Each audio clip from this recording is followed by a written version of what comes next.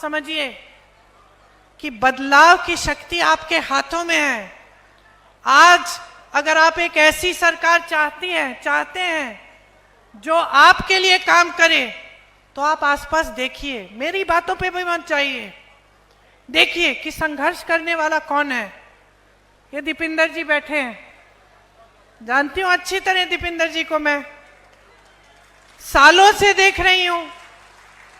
और ये मत समझिए कि सिर्फ इनकी बातों पे मैं कह रही हूं, मैं पूछती हूं लोगों से, हरियाणा से कोई आता है मैं पूछती हूं, दीपिंदर जी मिलते जुलते हैं लोगों से, गांव में जाते हैं, संघर्ष करते हैं, मेहनत करते हैं, हमेशा यही पता चलता है कि मेहनत करते हैं, कि इनका घर इनके दरवाजे आपके लिए 24 घंटे खुले रहते हैं। देखिए, जब हम नेता को चुनते हैं ना, जब हम नेता को चुनते हैं तो जो 2-4 चीजें मन में रखनी चाहिए कि इसने अपने जीवन में क्या क्या किया है, क्या जनता की सेवा की है, संघर्ष किया है, इसकी क्या कहानी है। तो हम लोग देखते हैं, चलो इस नेता ने संघर्ष किया है, या इस परिवार ने अपने देश के लिए शहीद किए हैं, अपने परिवार के सदस्य शहीद हुए हैं, या फिर इस परिवार ने काम किया है, या चलो ये नया लड़का है बहुत मेहनत करता है, दिन रात मेहनत करते हुए देखा है हमने, संघर्ष करते हुए देखा है। तो एक तो ये बात होती है। दूसरी बात होती है कि जहां जहां इन्होंने काम किया है वहां क्या हो रहा है। तो जहां जहां, जैसे दीपिंदर जी भी इतने समय से हरियाणा में काम कर रहे हैं, रोहतक में काम करते हैं, अपने क्षेत्र में काम करते हैं, तो आपने खुद देखा होगा कि हाँ भाई, इनके समय में क्षेत्र में परिवर्तन आया, नौजवानों को थोड़ा रोजगार मिल रहा था, हमारी कमाई इतनी मुश्किल नहीं थी। तो ये भी देखते हैं हम। और फिर हम नेता की नीयत देखते हैं कि नेता जो हमें बता रहा है, जो कह रहा है, उसमें सच्चाई है कि नहीं है। सबका इस मंच में बहुत बहुत स्वागत। ये आपका हरियाणा प्रदेश किसानों, जवानों, पहलवानों का प्रदेश है। यहाँ आकर बहुत खुशी होती है, बहुत महसूस होता है। दिल्ली तो पास नहीं है, आना जाना काफी हो जाता है। मेरे बच्चे को गांव में पढ़े, मेरा अपना भी अनुभव है अपने प्रदेश का। मेरी बहनें बैठी हैं, कुछ सालों पहले, लगभग 8 साल पहले, मेरी बेटी शायद 15-16 साल की थी, तो वो हरियाणा प्रदेश के लिए बास्केटबॉल खेली। तो वो भी खेलकूद में तेज है। जब उसको यहाँ आना था एक कैंप के लिए, सर्दी का समय था, मैं देखना चाह रही थी कि जाए, बाकी बच्चों के साथ अच्छी तरह से खेले, सीखे। तो मैंने कहा मैं छोड़ आती हूँ। मैं यहाँ आई, सोनीपत के पास से जगह थी जहाँ पे स्कूल में कैंप था, छोड़ना था और शाम को बेटी को घर ले जाना था। मैंने सोचा अगर मैं कैंप में जाऊंगी तो सबको पता चलेगा कि ये किसकी बेटी है। तो मैंने सोचा कि इससे अच्छा मैं थोड़ा दूर उसको छोड़ देती हूँ, वो चली जाएगी और शाम को मैं अकेले रहूंगी, किसी को पता नहीं चलेगा कि मेरी बेटी है, सब की तरह समान तरह से उसके साथ व्यवहार होगा। तो मैंने बेटी को छोड़ दिया पाठशाला में, यहाँ सोनीपत के पास एक सरकारी पाठशाला थी शायद, और मैंने सुरक्षा कर्मियों को कहा कि अपनी गाड़ी हम किसी खेत के पास लगा देते हैं, गाड़ी में रुक जाएंगे पूरे दिन। बैठी थी मैं गाड़ी में, कुछ 1-2 किलोमीटर दूर था पाठशाला से, और मैंने खेतों में देखा ये दादाजी खेत में काम कर रहे हैं। तो मैंने सुरक्षा कर्मियों को कहा आप यहीं ठहरो, मैं जाके जरा बात करती हूँ। मैं चली गई खेत में उनसे बात करने के लिए। उन्होंने मुझे पहचाना नहीं, सुरक्षा कर्मी दूर थे। बातचीत हुई, मैंने कहा मुझे सिखा दीजिए कटाई करना। कटाई कर रहे थे, थोड़ा सिखाया मुझे, थोड़ी सी कटाई मैंने उनके साथ कर ली। उन्होंने सोचा होगा कि शहर की लड़की है, थक गई होगी, धूप बहुत है, तो कहा कि बेटा घर चलो मेरे साथ, घर में चाय पिलाएंगे, थोड़ा सा आराम कर लेना। मुझे भी लगा कि पूरे दिन इंतजार करना है, तो चलो इन्हीं के घर चले जाती हूँ, दादू जी के साथ चली जाऊंगी, वहीं बैठ जाऊंगी, पूरा दिन इंतजार करना है मुझे। तो दादू के साथ मैं घर चली गई। मुझे घर ले गए अपने घर में, दादी जी थी, छोटे छोटे बच्चे थे, बहुएं थी, मुझे खाना खिलाया, पराठे बनाए, चाय पिलाई, सारी बातें बताई कि कौन कहाँ पढ़ता है, कौन किसकी नौकरी कहाँ है, सारी चीजें मुझे एकदम अपना लिया। मतलब अभी अभी मिले थे, मुझे जानते नहीं थे, अपने परिवार समान घर ले गए, अपनाया। मुझे बहुत अच्छा लगा, खूब बातें हुई कि किस तरह से क्या करते हैं, क्या होता है, अपना जीवन कैसे गुजारते हैं। कभी 4-5 घंटे बीत गए, मुझे पता भी नहीं चला। 4-5 घंटों बाद उनका बेटा घर आया। अब इत्तेफाक से उनके बेटे ने रायबरेली में काम किया था, तो मुझे देखते ही पहचान लिया। कहा कि आप प्रियंका हैं? और मैंने कहा नहीं था, उन्हें कुछ कहा नहीं था उनको, तो मुझे भी अचानक मुझे लगा, मैंने कहा। तो फिर तो सबने और भी गले लगाया, और फिर दादी जी की बात की, पिताजी की बात की, और हमारी एक दोस्ती हो गई। देखिए आज से 10 साल बीत गए हैं।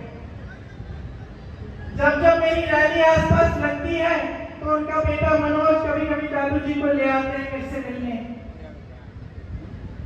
कभी कभी मेरे घर भी आते हैं। जब जब मेरे घर आए, तब कभी खाली हाथ नहीं आए, गन्ना लाए, घी लाए, बच्चों के लिए कुछ न कुछ लाए, कपड़े लाए। और दादी जी सीधे मेरी रसोई में गई, जो पराठे बनाने लग गई, सबके लिए खाना पकाया। तो एक अपनापन जो था वो एकदम बन गया। और मुझे अक्सर लगता है कि यही है हरियाणा, यही है हरियाणा की जनता, यही है आपकी संस्कार, यही है आपके संस्कार। और एक और बात बता देती हूँ कि उन 8 सालों में मेरे से एक चीज नहीं मांगी। कुछ भी मांग सकते थे जब हमारी सरकार थी केंद्र में, तो ठीक है, लेकिन सरकार न होते हुए भी कुछ भी मांग सकते थे, ये नौकरी दिलवा दो, ये काम करो, कुछ नहीं मांगा आज तक मेरे से, सिर्फ मुझे प्रेम दिया है।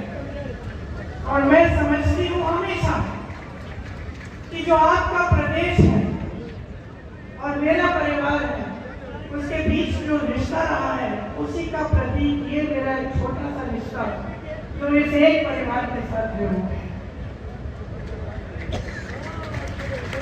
एक और बात बताती हूँ, मेरी बच्ची फिर हरियाणा के लिए खेली, और उसके साथ 10 और लड़कियां थी जो उसकी टीम में थी।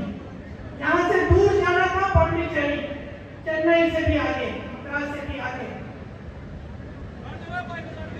वो लड़कियां गई, मैं भी साथ साथ चली गई। मैंने कहा मम्मी को जाना चाहिए। बाकी एक और लड़की थी जिसकी माता जी साथ में थी, बाकी सारी जो लड़कियां थी गांव की लड़कियां थी, खूब मेहनत करके आगे बढ़ी थी। उनके माता पिता नहीं आए उनके साथ। वहां पे 4-5 दिन जो टूर्नामेंट थी, उसके लिए उन्होंने संघर्ष किया। बहुत गर्मी थी उस समय, मेरे ख्याल से 44-45 डिग्री की गर्मी थी। और जो मेरी बेटी की टीम की कैप्टन थी, उसका नाम नितिका था, छोटी सी लड़की थी, विनेश की तरह, हमारी तरह छोटे बाल थे उसके। 102 बुखार था उस लड़की को, लेकिन वो खेलती रही रुकी नहीं। डांट खाई उसने अपने कोच से। टीम को जिताने के लिए उसने इतना परिश्रम किया। मेरी बेटी घर आके मुझे कहती है, माँ 102 बुखार था उसको, अगर मुझे बुखार होता तो तुम घर ले आती, बोलती कि ले जाओ, कभी नहीं। वो अकेली थी, वो लड़ी, संघर्ष किया उसने। हमारी पूरी टीम उसके साथ खड़ी थी, लेकिन वो अकेली लड़की 102 बुखार देखकर वो खेलती रही। मैं समझती हूँ कि हर लड़की, हरियाणा की हर लड़की के दिल में यह बात है। हर बेटी ने संघर्ष किया है अपने अपने तरह से।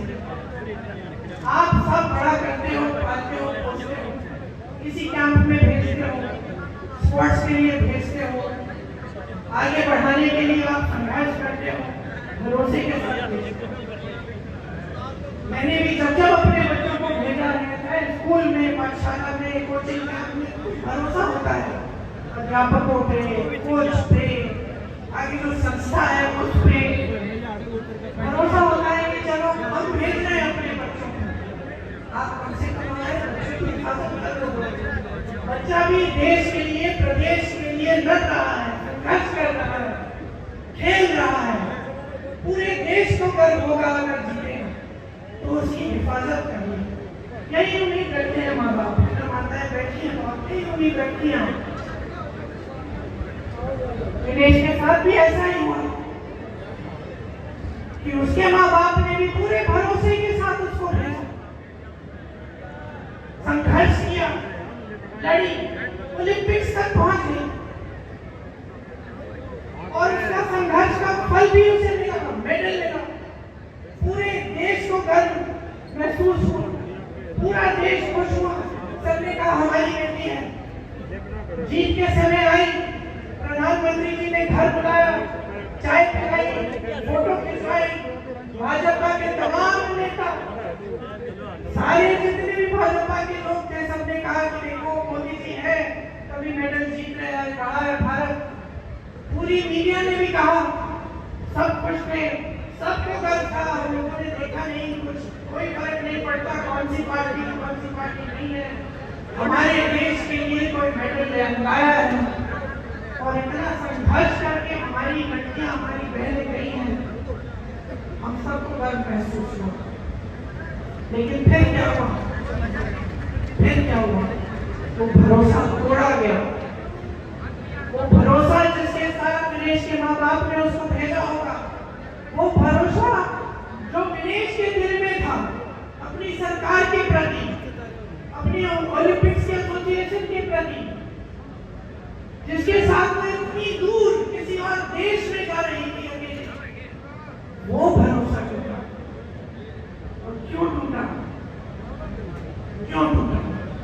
क्योंकि विनेश और उसके साथियों के साथ अन्याय किया गया। और जब विनेश ने अन्याय देखा तो खड़ी हो गई। और ये भी हरियाणा का स्वभाव, ये आपका स्वभाव है, ये आपकी संस्कृति है, ये आपकी परंपरा है। आपने अपने बच्चों को इसी परंपरा के तहत बढ़ा दिया।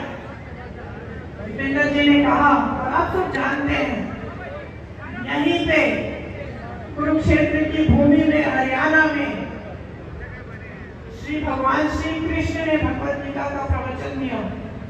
और क्या कहा था उस समय कि जब जब अन्याय होगा, जब जब इस दुनिया में अन्याय होगा, तो सच्चाई और न्याय की आवाज उठेगी।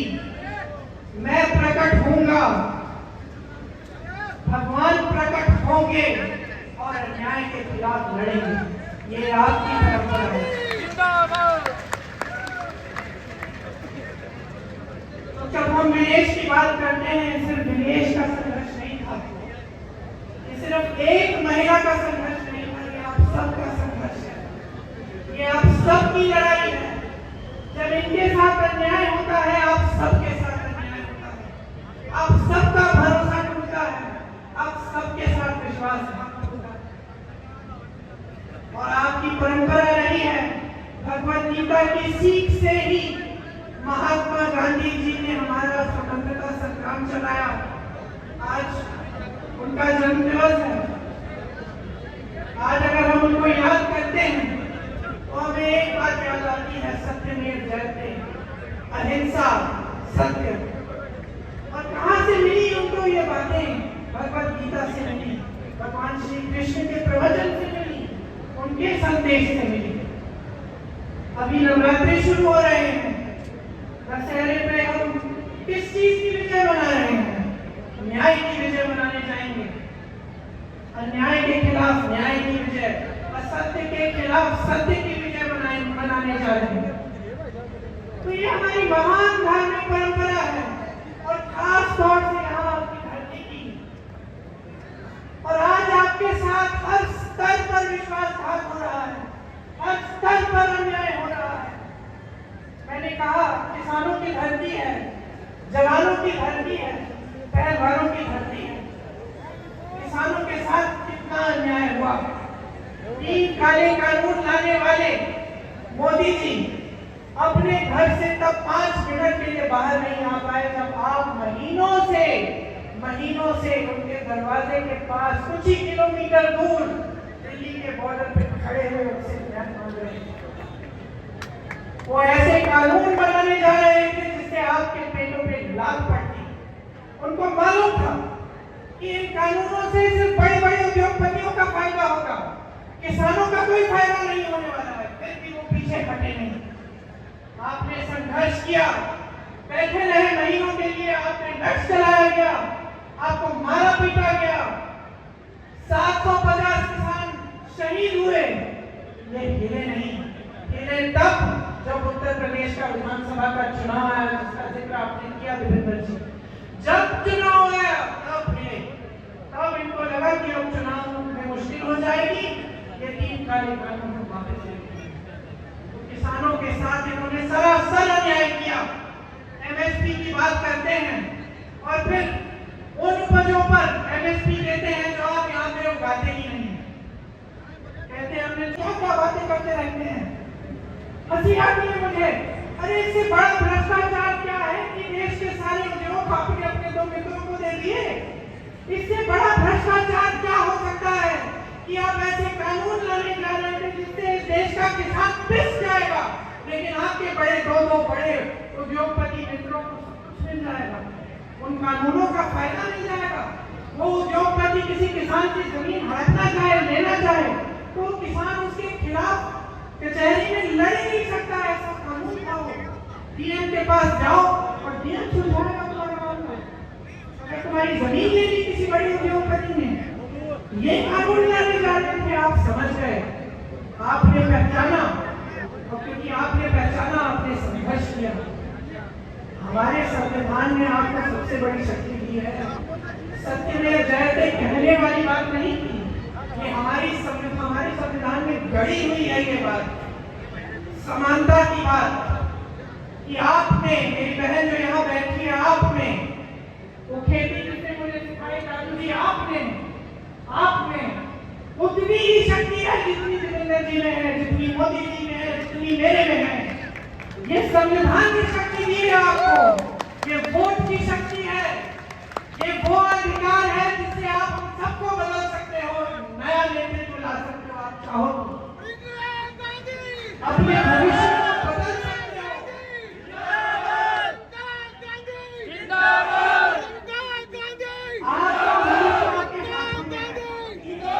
आपको आप गहराई से समझ लीजिए।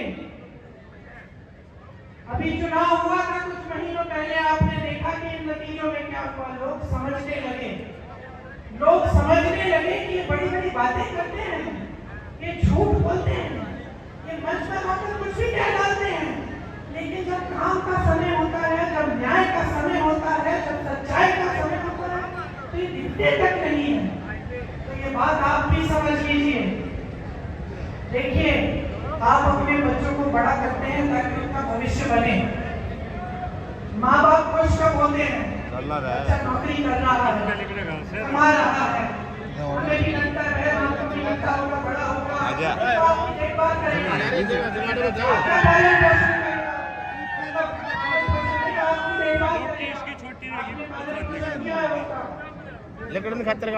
घोटाले, शराब घोटाला, मेट्रो रूट घोटाला, अमृत योजना, सफाई घोटाला, रजिस्ट्री घोटाला, धान खरीद घोटाला, रोडवेज स्कीम का घोटाला, एचएसएससी घोटाला, 30 पेपर लीक। पहले हनीमून नेड़ पढ़ना है यार, पहले नीचे नहीं खड़ा था। ठीक है, ट्यूशन के लिए आप कर्ज लेते हो, ट्यूशन करता है, पेपर देता है, पेपर लीक हो जाता है, भविष्य खत्म।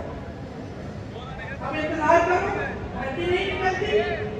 अब उसको लगता है कि भाई भर्ती निकल जाएगी, आज नहीं तो कल, 1 महीने में, 2 महीने में, 6 महीने में, करते करते इंतजार करता है, भर्ती नहीं निकलती, बेरोजगार रहता है, कहीं और एप्लीकेशन नहीं देता, ये सोच के कि चलो मैंने पेपर कर लिया, कभी ना कभी तो निकलेगी। तो एकदम पूरी तरह से आपके भविष्य को बर्बाद करने का काम किया है। हर तरह से आपने पीस रखा है, आपको घेरा हुआ है। तो समय आ गया है, चुनाव है, चुनाव की गंभीरता को आप समझिए। कांग्रेस पार्टी इस चुनाव में आपको कह रही है और आपको देखना चाहिए कि हमारे जहां जिन प्रदेशों में हमारी सरकार है उनमें हम क्या क्या कर रहे हैं। बुजुर्गों को, दिव्यांगों को विधवा पेंशन 6,000 रुपए महीना हम दे रहे हैं। ये आपको हम कह रहे हैं कि हम हरियाणा में देने जा रहे हैं। मेरी बहनों को हर महीने 2,000 रुपए मिलेंगे सरकार से। क्योंकि बहनें आपकी मेहनत को कोई करने से काम भी करेंगी, तब भी आप घर पे आकर मेहनत करती हैं, तब भी घर पे खाना आप पकाएंगी, बच्चों का देखभाल आप करेंगी, परिवार के सब सदस्यों का देखभाल करेंगी। जब तक सब सोएंगे नहीं तब तक आप नहीं सोगी, है कि नहीं?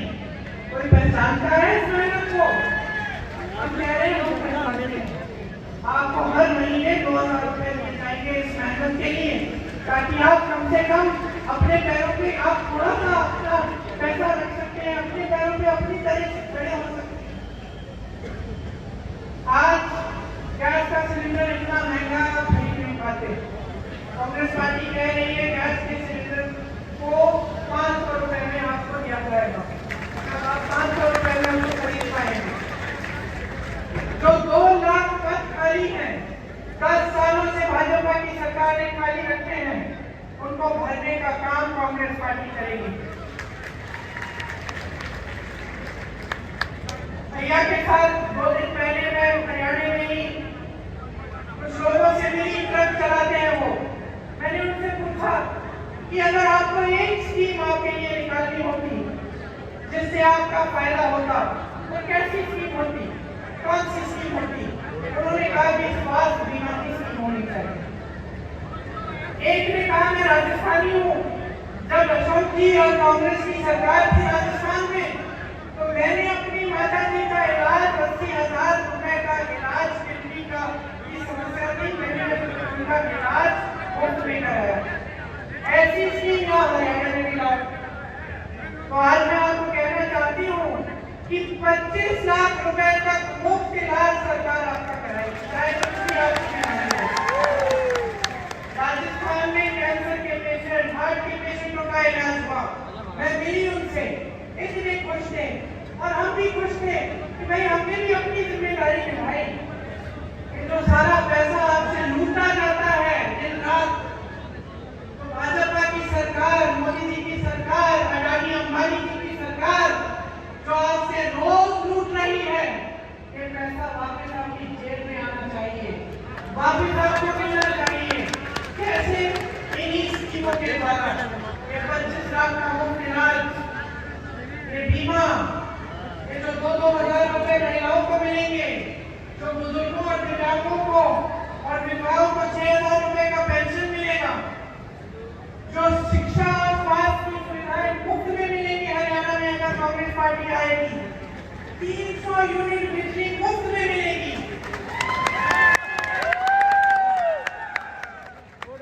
गरीब परिवारों को 100 गज का प्लॉट और 2 कमरे का मकान तो मिलेगा।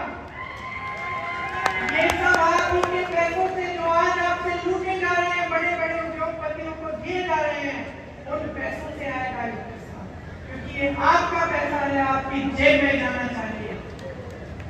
मैंने एमएसपी की बात की, इसकी गारंटी दे रहे हैं, हम गारंटी दे रहे हैं कि आपको मिलेगी।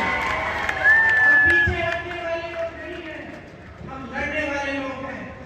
हम आपके लिए सड़कों पे उतरे हैं, हमने संघर्ष किया है, चाहे विवेंद्र जी हो, चाहे विवेक जी हो, हम सब ने आपके लिए संघर्ष किया है और करते रहेंगे। हम सब नई सरकार लाओ, भाजपा के एक नेता को दिखाओ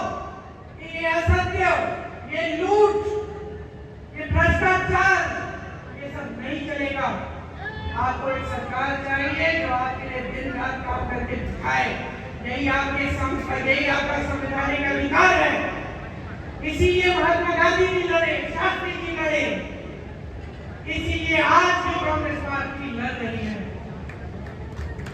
अगर मेरे भाई अन्याय नहीं होता,